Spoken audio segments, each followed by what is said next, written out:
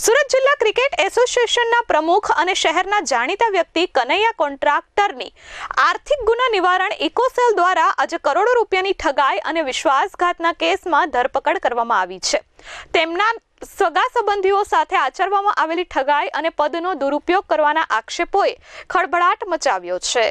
સુરત જિલ્લા ક્રિકેટ એસોસિએશનના પ્રમુખ અને શહેરના જાણીતા વ્યક્તિ કનૈયા કોન્ટ્રાક્ટરની આજે આર્થિક ગુના નિવારણ સેલ દ્વારા કરોડો રૂપિયાની ઠગાઈ અને વિશ્વાસઘાતના કેસમાં ધરપકડ કરવામાં આવી છે।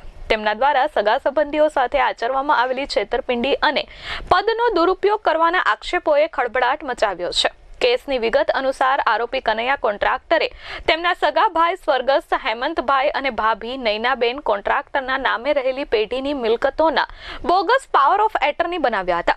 આ બનાવટી દસ્તાવેજો પર ખોટી સહીઓ કરી તેમને બજાજ ફાઇનાન્સ કંપનીમાંથી ₹2.92 કરોડની લોન મેળવી હતી। લોન મેળવ્યા બાદ કનૈયા કોન્ટ્રાક્ટરે લોનના હપ્તા ભરવાનું બંધ કરી દીધું હતું, જેના કારણે તેમના ભાઈ અને ભાભી મુશ્કેલીમાં મુકાયા હતા। આ કૃત્ય બદલ તેમની સામે સુરત ઇકોસેલમાં ઠગાઈની ફરિયાદ નોંધાવવામાં આવી હતી। સુપ્રીમ કોર્ટના આદેશ બાદ કનૈયા કોન્ટ્રાક્ટરે લોનની રકમ તો ભરી, પરંતુ બોગસ ડોક્યુમેન્ટ્સ પરત આપ્યા ન હતા। આ અંગે મૂળ ફરિયાદીએ ફરીવાર સુપ્રીમ કોર્ટમાં પિટિશન કરીને આરોપીની દસ્તાવેજો પરત ન આપવાની ગુનાહિત માનસિકતા રજૂ કરી હતી। આખરે સુપ્રીમ કોર્ટે કનૈયા કોન્ટ્રાક્ટરને આપવામાં આવેલી વચગાળાની તમામ રાહત રદ કરી દીધી હતી અને વચગાળાનું રક્ષણ પણ પરત ખેંચી લેવાયું હતું।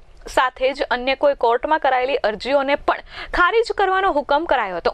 સુપ્રીમ કોર્ટ દ્વારા રક્ષણ પાછું ખેંચી લેવાતા સુરત ઇકોસેલે તાત્કાલિક કાર્યવાહી કરી કનૈયા કોન્ટ્રાક્ટરની ધરપકડ કરી કાયદાનું શસ્ત્ર ઉગામ્યું છે। એક ગુનો ઇકોનોમિક ઓફેન્સીસ વિંગમાં દાખલ કરવામાં આવ્યો હતો 24મી ઓક્ટોબર 2024ના રોજ। આજે ગુનાની હકીકત એવી છે કે જે હેમંત કોન્ટ્રાક્ટર છે અને એમના પત્ની એ બંનેની ખોટી સહીઓ કરીને એક ખોટું પાવર ઓફ એટર્ની તૈયાર કરવામાં આવ્યું હતું અને આ પાવર ઓફ એટર્ની આધારે જે અઠવા લાઇન્સ વિસ્તાર છે એની અંદર પ્લોટ નંબર 273 એની અંદર જે RDS હાઉસ નામનું જે બિલ્ડિંગ છે એની ઉપર મોર્ગેજ લોન લેવામાં આવી હતી અને લોન કનૈયાલાલ કોન્ટ્રાક્ટર લીધી હતી અને આ લોન લેવા માટે જે દસ્તાવેજ આપવામાં આવ્યા હતા એ આ ફોર્જ પાવર ઓફ એટર્ની આપવામાં આવેલી હતી અને એના આધારે 2,92,00,000ની લોન બજાજ ફાઇનાન્સમાંથી લેવામાં આવેલી હતી અને આ લોનના હપ્તા કનૈયાલાલ કોન્ટ્રાક્ટરે ના ભરતા એની ઉપર 70 લાખ જેટલા રૂપિયાનું દેણું હતું અને જ્યારે બેંકે આ બાબતે સરફેસી એક્ટ મુજબ કાર્યવાહી કરી ત્યારે જે ફરિયાદી છે અને એમના પતિ હેમંત કોન્ટ્રાક્ટરને ખબર પડી હતી કે એમની ખોટી પાવર ઓફ એટર્ની તૈયાર કરીને આ લોન લેવામાં આવી છે અને જેના આધારે હેમંતભાઈ કોન્ટ્રાક્ટરના પત્નીની એક ફરિયાદ દાખલ કરવામાં આવી હતી 465, 467, 468, 471, 420 મુજબનો ગુનો દાખલ કરવામાં આવ્યો હતો। આ ગુનામાં આરોપી કનૈયાલાલ કોન્ટ્રાક્ટર સૌપ્રથમ હાઈકોર્ટમાં બેલ માટે ગયેલા હતા અને ત્યારબાદ એ સુપ્રીમ કોર્ટમાં બેલ માટે ગયેલા હતા। સુપ્રીમ કોર્ટે તાજેતરમાં એમને આપેલી વચગાળાની તમામ રાહતો રદ કરી નાખી છે અને સુપ્રીમ કોર્ટે એમની આગોતરા જામીનની અરજી છે એને પણ ડિસ્પોઝ કરી દીધી છે અને જેના આધારે આ આરોપી કનૈયાલાલ કોન્ટ્રાક્ટર એને ધરપકડ કરવાનો માર્ગ ઓપન થઈ ગયો હતો અને આજે વહેલી સવારે ઇન્સ્પેક્ટર હળિયા અને એમની ટીમ દ્વારા આરોપી કનૈયાલાલ કોન્ટ્રાક્ટરની ધરપકડ કરવામાં આવી છે।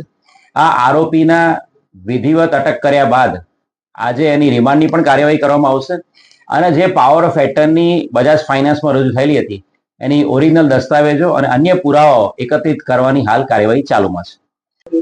આ જે આરોપી છે એની પાસેથી ફક્ત ને ફક્ત એની જે ઓરિજિનલ પાવર ઓફ એટર્ની છે એને ક્યાં મુકાવી રાખી છે એ બાબતે જ પૂછપરછ કરવાની બાકી છે। અત્યાર સુધી જે આરોપી છે એને હાઈકોર્ટ અને સુપ્રીમ કોર્ટ, હાઈકોર્ટમાં રાહત નથી મળી પરંતુ એને સુપ્રીમ કોર્ટમાં રાહત મળી હતી અને રિસન્ટલી એને સુપ્રીમ કોર્ટ દ્વારા એની જે રાહત આપવામાં હતી એ વિડ્રો કરી દેવામાં આવી છે અને એની જે પિટિશન હતી આગોતરાની એ પણ વિડ્રો કરવામાં આવી છે।